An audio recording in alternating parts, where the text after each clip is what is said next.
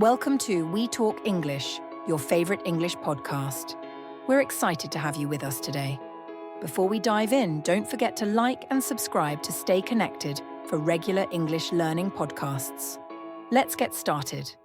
All right. Hey, everyone. Welcome back. Today, we are diving into something that I think a lot of you are going to find really interesting. Yeah, So, definitely. a lot of you had questions about ADHD, specifically in adults, and I know that was sparked by Alia Bhatt, the actress, Yes. sort of opening up about her own diagnosis. Right. So, we are going to be looking at an article called, and I'm going to try and say this whole thing, Alia Bhatt's ADHD. What is this disorder? And how does it affect adults? Ooh, know the symptoms. Okay. That's a mouthful. Itchy title. But yeah, no, I'm really fascinated by this because, we hear a lot about ADHD, in children. Yeah. But I don't think we talk enough about what it looks like for adults. Right. And also, the neurological side of it. Oh, yeah. That's always super interesting to me. It is, yeah. It's really interesting to kind of dig in and see how this is something that can, I think like you said, people think of it as a childhood thing, but like how it really impacts people throughout their lives. Right. And how it shows up differently when you're an adult versus a child. Exactly. And using Alia Bhatt's story is a really good entry point. It is, yeah. To sort of talk about that.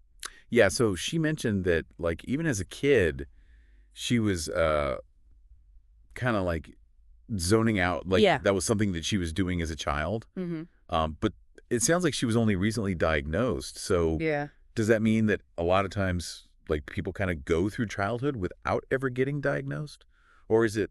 Well, it can definitely be missed in childhood and only, show up later or be identified later in adulthood. Oh, interesting. But, ADHD, I think we should get right to it. What it is it's not just like being restless or distracted, right? There's three core kind of characteristics of it. Okay. Inattention, hyperactivity, and impulsivity. Got it. So it's not just like being a little spacey or something like that. Like there's actual... Like a clinical diagnosis. Yeah. Exactly. It's a clinical thing.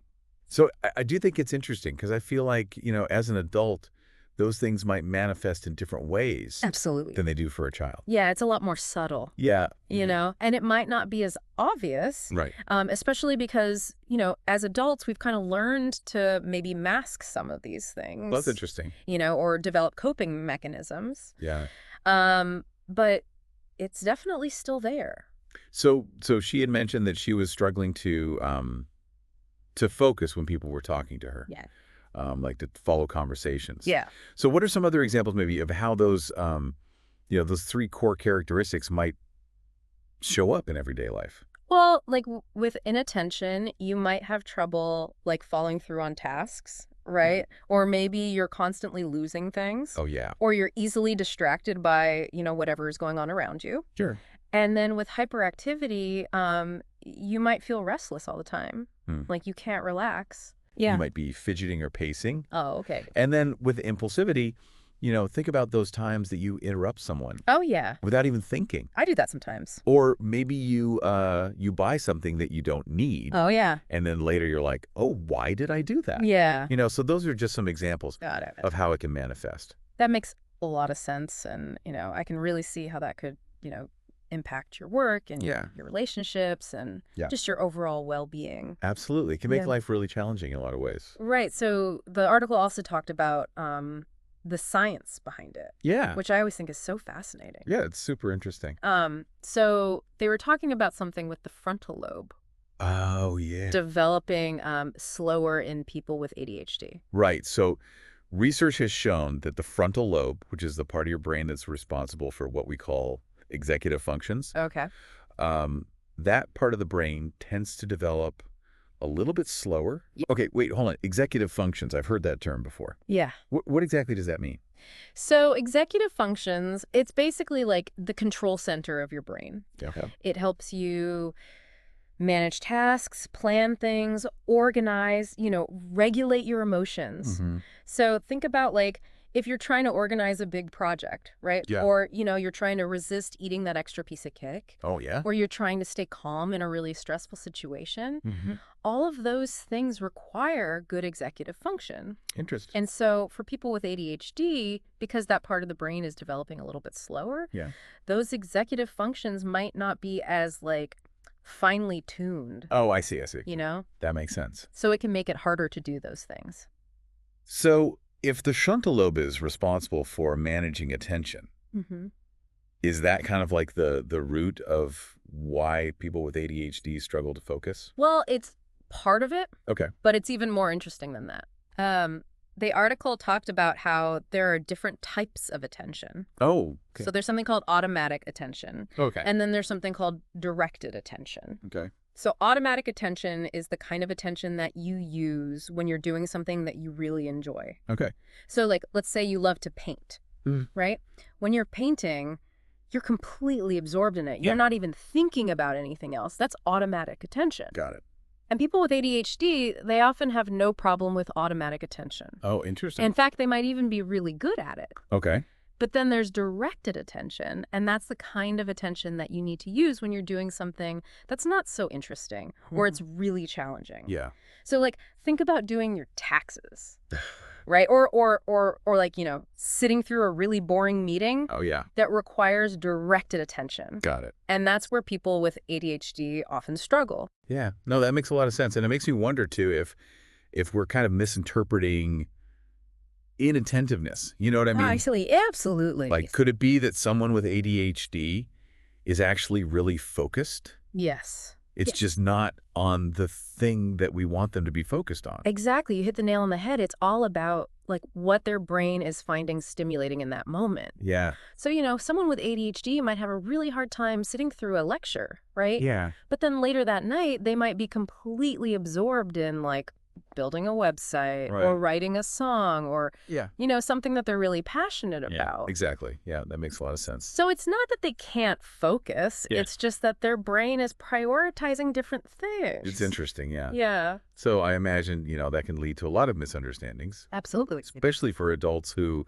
maybe haven't even been diagnosed. Right. And they're just like, why can't why am I like this? Yeah, exactly. It can be really frustrating. Yeah. And that's why I think it's so important to understand these nuances, and to not just label people as inattentive or, to just assume that they're not trying hard enough. Yeah. Because that's often not the case. Yeah, so we've got to be more understanding. Yes, definitely. So the article also touched a little bit on causes of ADHD. And it sounded like that was a little bit of still a mystery. Like, yeah, it's still kind of a puzzle. There's a lot they don't know yet. Exactly. But it sounds like genetics plays a big role. Yeah, genetics is definitely considered a major factor. Okay. ADHD often runs in families. Yeah. So if you have a parent or a sibling with ADHD, you're more likely to have it yourself. Okay. But there's also probably some environmental factors at play as well. Yeah. Things like exposure to toxins during pregnancy. Oh, interesting. Or complications during childbirth. Got it. Things like that. That makes sense. So it's probably a combination of nature and nurture. Right. So it's a good thing to be aware of those kinds of things. Yes, definitely. For sure. And if you're interested, there's tons of research being done on this all the time. Yeah. So you can always dig in more. Yeah, I'm sure our listeners will do that. Yeah.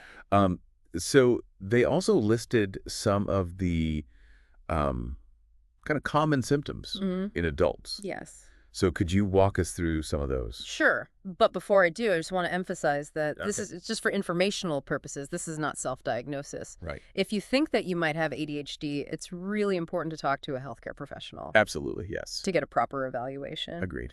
But yeah, so some of the common symptoms that were mentioned in the article are things like, having trouble staying organized. Okay. Being easily distracted. Yeah.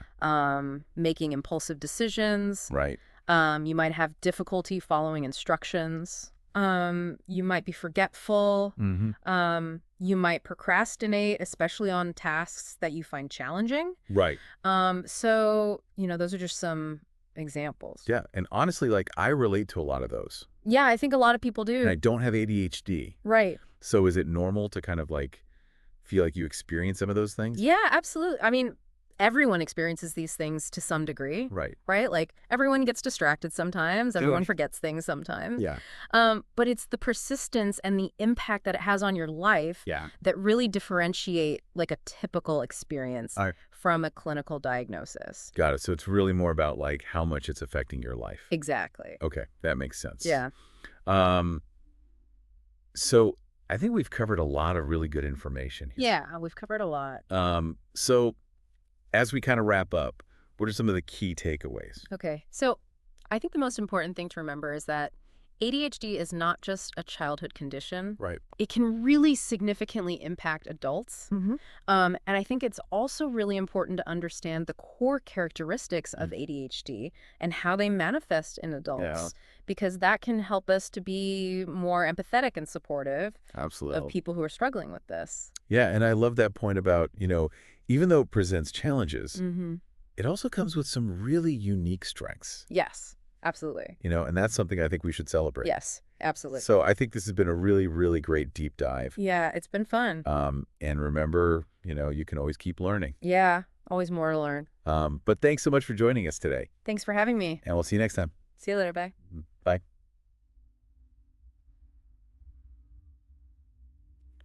All right, so that was really interesting. I learned a lot about ADHD. And especially in adults. Me too. It's really fascinating how it can show up so differently than it does in kids. Right. And I think it's so important to understand that, it's not just about being forgetful or hyper. Yeah, there's a lot more to it than that. It's a complex neurological condition, and it can have a real impact on people's lives. Absolutely. So if you think you might have ADHD or if you know someone who does, definitely talk to a professional. Yeah, it's really important to get help. Yeah, there are lots of effective treatments available. That can make a big difference. And, on that note, I think something that we didn't really touch on that much, but I think is really interesting, is the idea that people with ADHD often have these incredible strengths. Oh, yeah, like what? Like, they can be super creative. They can think outside the box. Yeah, they're often really good at problem solving. Exactly. And they can be really passionate and energetic. Yeah, they bring a lot to the table. So it's important to remember that, ADHD is not just a bunch of negative things. Right. It's part of who they are. It's a different way of being. Yeah. And it can actually be a really beautiful thing. Absolutely. So, yeah, that's something I'm going to be thinking about. For sure. Me too. Awesome. All right. Thanks again. That's it. Bye. All right. That's it for today's deep dive. Until next time. We'll catch you later. See ya. Bye. Bye. And again, thanks for joining us on We Talk English.